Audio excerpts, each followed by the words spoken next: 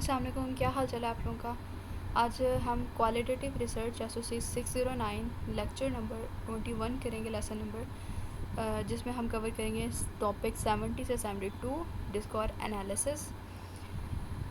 सबसे पहले हमारा जो 70 वाला टॉपिक है वो डिस्कोर एनालिसिस है। डिस्कोर्स का मतलब पहले समझ लेते हैं कि ये होता क्या है। डिस्कोर्स का मतलब है किसी भी सोशल इशू या फिनोमेना के बारे में बात करना, लिखना या एक्सप्रेस करना। और डिस्कोर्स एनालिसिस का मतलब होता है किस तरह किसी टॉपिक को समझा जा सकता है, डेवलप किया जा सकता है और एक्सप्रेस किया जा गया है, चाहे वो लिखा हो, बोला गया हो या कोई ऑब्ज़र्व किया गया हो या किसी और गेस्चर लैंग्वेज में हो। सही है। इसके कुछ फोकस पॉइंट हैं, यानी टेक्स्ट का एनालिसिस करना, किसी स्ट्रक्चर में लिखा गया टेक्स्ट को पढ़ना, उसके लैंग्वेज का फंक्शन देखना, किस कॉन्टेक्स्ट में लिखा गया, उसका मीनिंग क्या बनता है, सोशल कॉन्टेक्स्ट का रोल क्या है। सोशल कॉन्टेक्स्ट का मतलब होता है कि एक वर्ड के डिफरेंट मीनिंग आ सकते हैं। ठीक है। अगर कोई कहता है तुम स्मार्ट हो, ठीक है, या तुम बहुत ज़हीन हो, तो ये या तो वो सच बोल रहा है उसके बारे में या तो उसको टोंट के लिहाज से बोल रहा है। तो जो वर्ड या कोई सेंटेंस बोला गया है किसी के मुंह से या कोई बोल रहा है, तो उसका कॉन्टेक्स्ट समझना, कॉन्टेक्स्ट के बगैर मीनिंग समझना मुश्किल हो जाता है। अब आगे पीछे की बात हमें एनालाइज करनी पड़ेगी कि मैंने ऐसा क्या बोला था कि जो उसने मुझे ये बोला।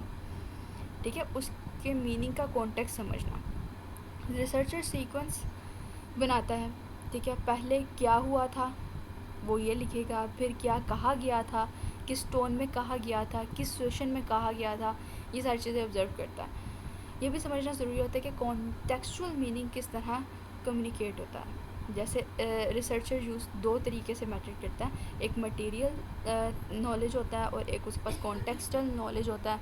मटेरियल नॉलेज होता है जैसे फ़िज़िकल चीज़ें हो, जैसे न्यूज़पेपर से वो कुछ डेटा रिसर्च के ऑब्जर्वेशन ले रहा है या कोई डेटा ले रहा है, बुक्स या डॉक्यूमेंट्स यूज़ कर रहा है, तो वो ये मटेरियल थिंग्स हैं।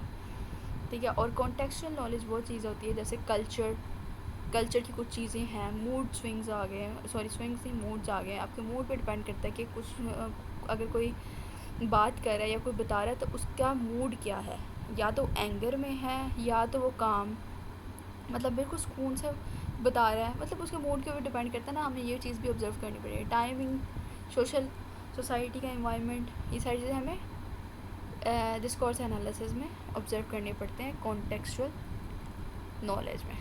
नेक्स्ट हम चलते हैं डिस्कोर्स एनालिसिस प्रोसेस। अब बात करते हैं कि ये मेथड अप्लाई कैसे होता है। ठीक है, इसका कंप्लीट प्रोसेस क्या होता है। स्टेप बाय स्टेप प्रोसेस होता है। जैसे रिसर्च क्वेश्चन डिफ़ाइन करना, एरिया ऑफ एनालिसिस सेलेक्ट करो। जब हम क्वेश्चन डिफ़ाइन कर रहे होते हैं तो जैसे एक एग्जांपल है कि पॉलिटिशियंस किस लैंग्वेज का यूज़ करते हैं पब्लिक को इन्फ्लुएंस करने के लिए, कि उनका स्पेसिफिक वे किस तरह है कि वो ऑडियंस की अटेंशन ग्रैब कर सकें। ठीक है। एरिया ऑफ एनालिसिस सेलेक्ट करो, कंटेंट, टेक्स्ट, थीम। ठीक है, आपका कंटेंट ओरल है या रिटन स्पीच है, सैम्पल वगैरह हैं, तो उससे एरिया मतलब एनालाइज करो। डेटा कलेक्ट करो। ठीक है, डेटा किस तरह आपने कलेक्ट करना है। आपने इंटरव्यू सैम्पल कर सकते हो, ऑब्जर्वेशन कर सकते हो, ठीक है, स्पीचेस कर सकते हो, वीडियोस जो पहले की पड़ी हुई हैं उसको यूज़ करके उसके अंदर से डेटा वगैरह कलेक्ट कर सकते हो, डॉक्यूमेंटेशंस और भी बहुत सारे न्यूज़पेपर, मेमोज़ हो गए, और आर्टिकल्स हो गए जो पुराने पड़े हुए हैं, उसको आप यूज़ करके डेटा कलेक्ट कर सकते हो।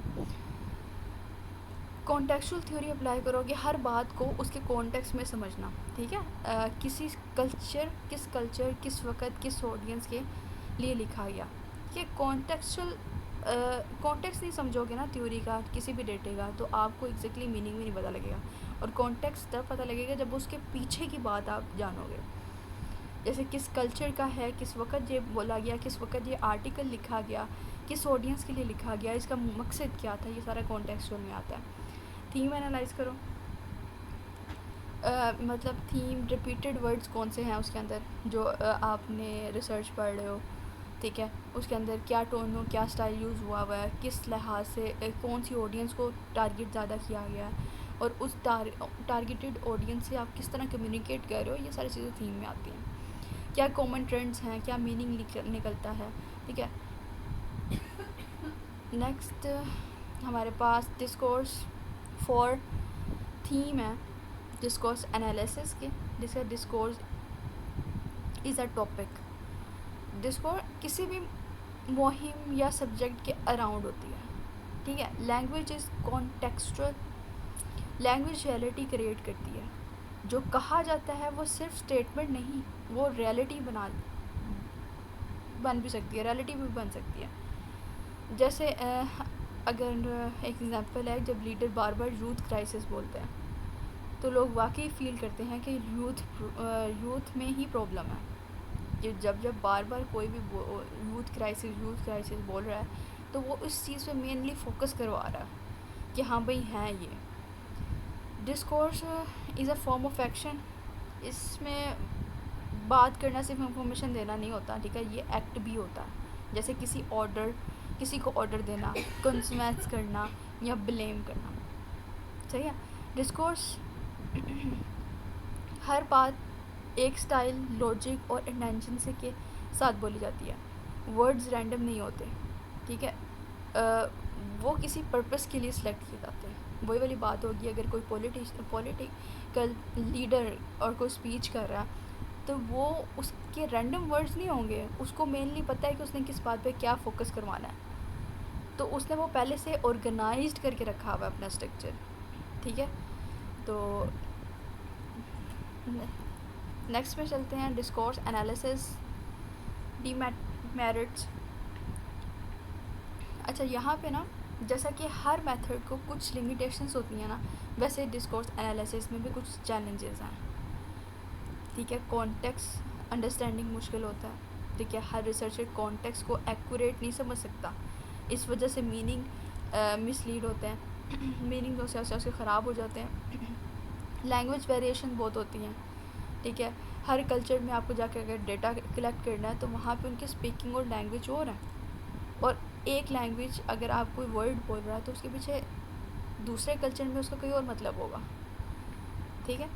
तो लैंग्वेज बैरियर्स हैं, हाई एफर्ट रिक्वायर्ड है, यानी रिसर्चर को डीप अंडरस्टैंडिंग चाहिए होती है और थर्ड कल्चर सिचुएशन की, ठीक है। हर डिस्कोर्स अलग होता है, इसी वजह से यूनिवर्सल मेथड बनाना मुश्किल होता है। एक ही लफ्ज़, सेंटेंस और गेस्चर को समझना बहुत वक्त लगता है, ठीक है। सिर्फ लफ्ज़ों को समझना ही नहीं काफ़ी होता, आप लफ्ज़ों पे नहीं रिलाई कर रहे होते, आप उसके फेशियल एक्सप्रेशन, सैम्पल्स, गेस्चर, ये सारा कुछ एनालाइज कर रहे होते हैं, ठीक है। तो आज का लेक्चर हमने डिस्कोर्स एनालिसिस के पढ़ा था, होप सो आपको समझ आ गई होगी।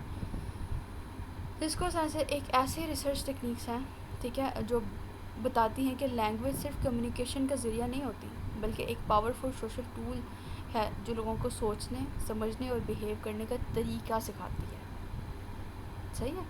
तो आज का लेक्चर यहीं पे ख़त्म करते हैं, मिलते हैं अपने नेक्स्ट लेक्चर में, तब तक के लिए अल्लाह हाफ़िज़।